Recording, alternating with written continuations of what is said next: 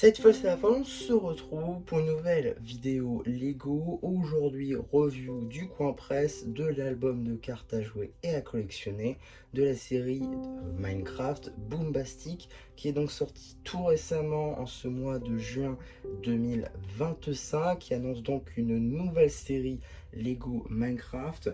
On a également eu au même moment où j'ai pu me les procurer une sortie donc de au moins 4 multipack. Comme vous pouvez le constater, ici je n'en ai que 3, hein. Malheureusement il n'y avait plus le numéro 13 qui du coup n'était plus disponible, donc ça c'est un peu dommage, mais bon, au moins je vais pouvoir vous faire quelques petites présentations de cartes. Ça va être plutôt sympathique. Et d'ailleurs on va tout de suite commencer avec les cartes que j'ai eues dans ces 4 boosters.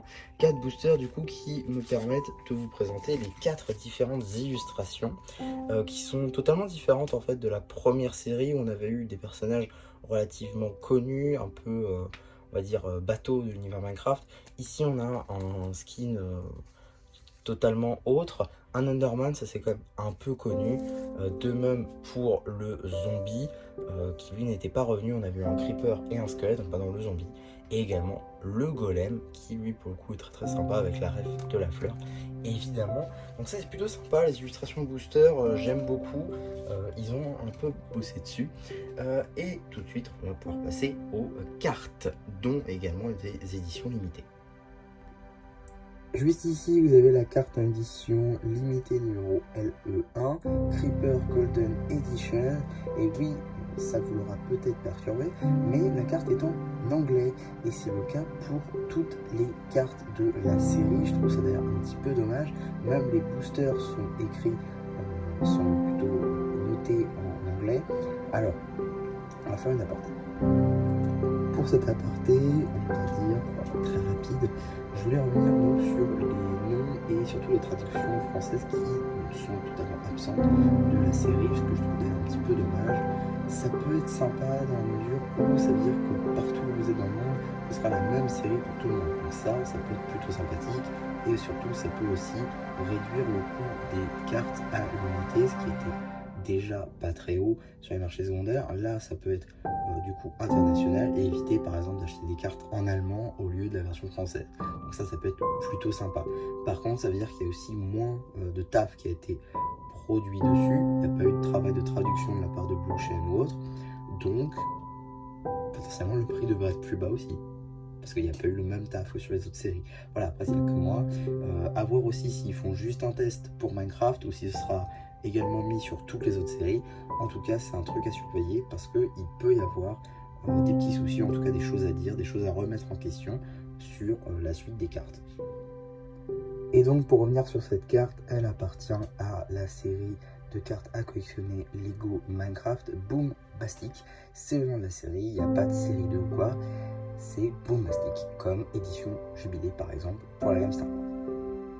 Ensuite, nous avons une deuxième carte en édition limitée, cette fois-ci non pas la LE2, mais la LE18, Team Skeleton and Skeleton Warsman, effectivement. Donc petite carte qui est donc, j'imagine, la dernière de la série. Donc on a la première et la dernière.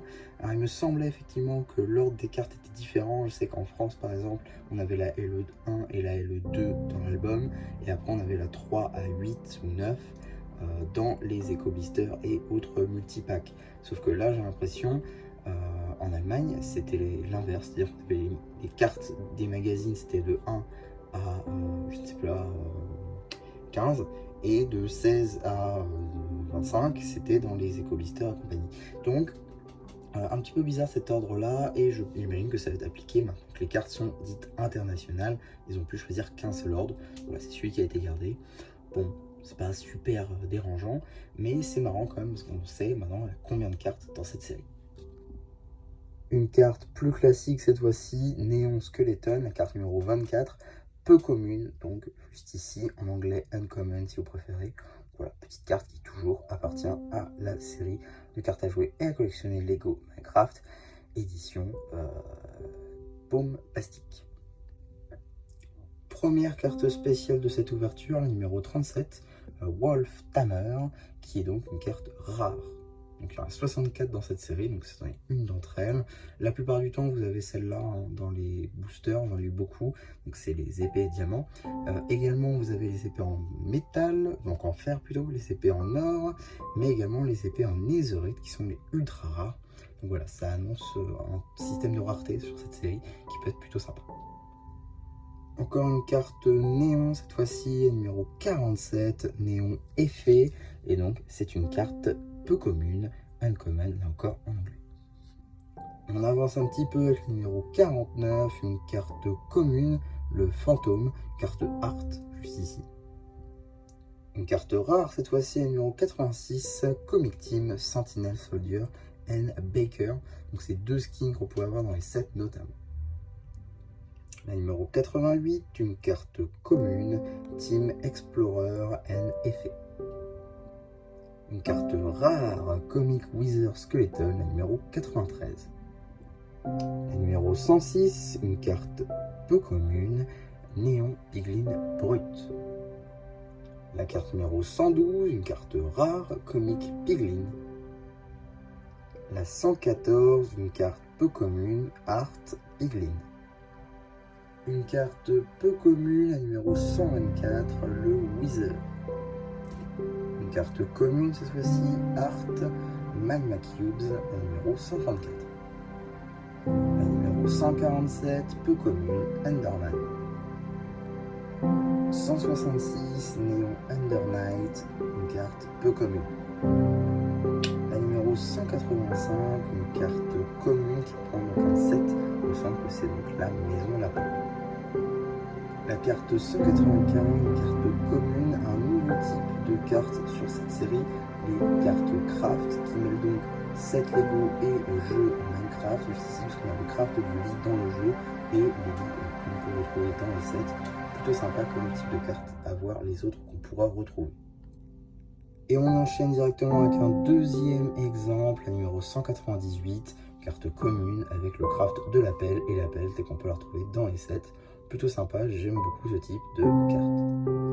Et allez, pourquoi pas un troisième avec la numéro 201, une carte commune avec cette fois-ci le craft de la hache en or. J'espère qu'on aura juste tous les outils, mais pas avec toutes leurs variantes, donc hache diamant, hache fer. J'espère qu'on n'aura pas ça parce que ça risque d'être un peu redondant sinon, mais à voir. Dernière carte craft, juste ici avec le numéro 207. Cette fois-ci une carte peu commune avec la TNT et le craft de la TNT évidemment. Très sympa, qui va plaire je pense cette petite carte. Évidemment le retour des cartes puzzle qui est numéro 212 qui n'a pas de graduation. Un peu dommage je trouve, mais qui fait quand même partie des 276 cartes. Donc voilà, avec ici un noyer qui porte un trident. On continue les cartes puzzle avec ici la numéro 222 avec un squelette sur une araignée, avec un casque enchanté et de même pour l'arc dans un style comics BD. Donc comme une carte puzzle avec ici le numéro 226, il n'y a pas grand chose à dire là-dessus, une chauve-souris, un slime, on continue. Et cette 232e carte est encore pire parce qu'on a juste un slime dessus, donc on continue encore. Et voilà pour la dernière carte, la numéro 254, qui est une carte commune. Avant de finir avec les cartes, on va revenir très rapidement sur la carte en édition, pas du tout, la carte XXL juste ici du Ghast. Bon, tout ce qui est plus classique, on dirait une édition limitée, c'est pour ça d'ailleurs que j'ai fait l'erreur tout à l'heure, elle reprend le même pattern. J'aime beaucoup en vrai, je trouve que ça marche quand même assez bien. Voilà, l'arrière c'est un peu classique, enfin on dirait un creeper. Voilà, bon, rien de très surprenant, c'est une carte XXL, tout ce qu'il y a de plus simple, donc voilà, pas besoin trop de revenir là-dessus. Ensuite, à l'intérieur, on a évidemment les patterns, hein, enfin les panneaux pour habiller notre album. Juste ici, donc avec la petite couverture. Et de l'autre côté, voilà, un petit poster type comics, notamment avec ici l'illustration de la première carte XXL, ce que j'aime beaucoup. Et à l'intérieur, on a également la liste de toutes les cartes, dont les éditions limitées qui vont de 1 à 18, comme je vous l'ai dit tout à l'heure lors de la présentation des différentes cartes. On retrouve également, comme à l'accoutumée, hein, un petit poster comme ceci, avec à l'intérieur un poster. Alors ça c'est nouveau pour le coup, le poster directement ici. En plus je peux vous montrer en entier, c'est parfait. Et non, ça passe pas dans le cadre, mais voilà, reste dans la lumière. Voilà, ça c'est plutôt sympa en vrai, c'est un plutôt beau poster, franchement très cool, et c'est une nouveauté par rapport aux anciens. Également le plateau de jeu est directement intégré au poster. Également juste ici vous avez l'image de toutes les cartes en édition limitée, plutôt sympathique du coup, avec oui c'est ça, donc avec la LE1 qu'on a d'ores et déjà, la LE18 également qu'on a d'ores et déjà, et donc on va avoir de la 2 à la 10 dans les magazines, et on a déjà la 11, 12 et la 14 pour ma part que je possède déjà. La 13 est d'ores et déjà sortie normalement, et la 15, 16, 17 je les ai pas vus, ça va être dans les éco-blisters, mais je les ai pas vus personnellement là où j'étais, donc bon, pas de problème là-dessus. Mais du coup pour ce qui va être de la 2 à la 10, on va normalement les avoir dans les magazines au fur et à mesure des mois, donc ça veut dire pendant 1, 2, 3, 4, 5, 6, 7, 8, 9, évidemment j'avais qu'à faire 10 en 1, pendant 9 mois donc consécutifs on va avoir une carte dans chaque magazine, donc juin, donc jusqu'en mars 2026 on aura des cartes dans le magazine, donc ça c'est plutôt cool. Donc ça annonce une bonne durée de vie pour cette série. Et également à l'intérieur vous avez les illustrations de toutes les cartes. Je peux pas le déballer parce que déjà ça va être relou à emballer comme ça, et également parce que de toute façon ça se verrait pas. Ensuite, petit détail, on va dire un petit peu idiot, mais qui est quand même à notifier, cet album n'est pas scellé. Effectivement, il y avait un plastique qui recouvrait normalement l'album, ce qui n'est pas le cas ici, pour faire des économies j'imagine.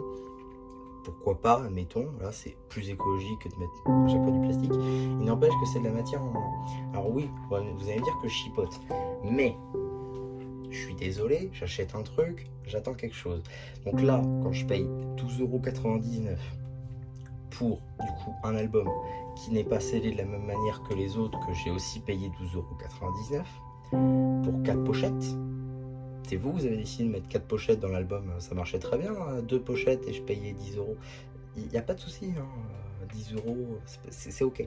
2 cartes en édition limitée, ça ok, c'est cool. Ça... je retire rien, c'est très cool. Le seul truc qui change, c'est le poster, qui est supplémentaire, on va dire, à l'album, ce qui n'était pas le cas dans les autres. Maintenant, je suis désolé, mais comme j'ai dit tout à l'heure, il n'y a aucun travail de traduction. Et j'ai dit notamment, je sais pas si cette vidéo sortira avant ou après la vidéo sur le magazine Lego Star Wars de juin avec la mission du Mandalorian, mais j'ai dit notamment que je ferai peut-être une vidéo sur les prix que pratiquent les magazines, mais peut-être que je vais plus largement en parler sur Blue Chain, parce que c'est vrai que 12,99 € l'album, quand on sait que maintenant les cartes sont plus traduites, je suis désolé, mais vous ne payez plus le taf de traduction, quoi. Donc, est-ce que on mériterait pas, peut-être, je ne sais pas, payer un peu moins cher parce que vous ne payez pas la traduction des cartes? Je sais pas, je veux dire, c'était ok. Enfin, c'était ok. 7,49 € pour des packs, notamment les multipacks qui sont toujours à 7,49 €, c'est cher. Ok. Parce qu'il y a plus de cartes également, ok. Mais le travail de traduction n'est plus fait. Donc, vu qu'on fait une seule et même traduction en anglais, c'est-à-dire on fait en anglais et basta, et qu'on le met dans tout le monde, est-ce que du coup on n'est pas censé payer moins cher? À moins que ce soit les taxes, je sais pas. Enfin bref, je demande quand même, parce qu'il y a moins de taf qui est réalisé, mais on paye le même prix. C'est comme quand il n'y a plus de carte en édition limitée, mais tu payes le même prix ton magazine. C'est-à-dire que la carte en édition limitée, elle vaut rien, c'est ça? Enfin, voilà. C'est des questions qu'on est légitime de se poser, surtout quand on achète le produit, puisqu'on est censé s'attendre de la qualité, et on a des trucs en moins, mais on paye le même prix, voire peut-être même des fois plus cher. Donc, c'est des questions qu'on est légitime de se poser en tant que client, et je pense que ça peut être intéressant également, pourquoi pas, le sujet d'une vidéo à part. Dites-moi si vous intéresse en commentaire, évidemment. N'hésitez pas également à me dire ce que vous avez pensé de ce produit, de ce que vous pensez de cette série. Le fait également que les cartes ne soient plus traduites, ça m'intéresse vraiment d'avoir votre avis. Pourquoi pas, peut-être même je ferai un sondage en post communautaire. Je pense que ça peut être très intéressant. Pourquoi pas utiliser ça comme argument dans ma vidéo également. En tout cas, n'hésitez pas aussi à liker la vidéo, à vous abonner. Et voilà, du coup, c'est Jean-Rappu qui vous dit bye bye.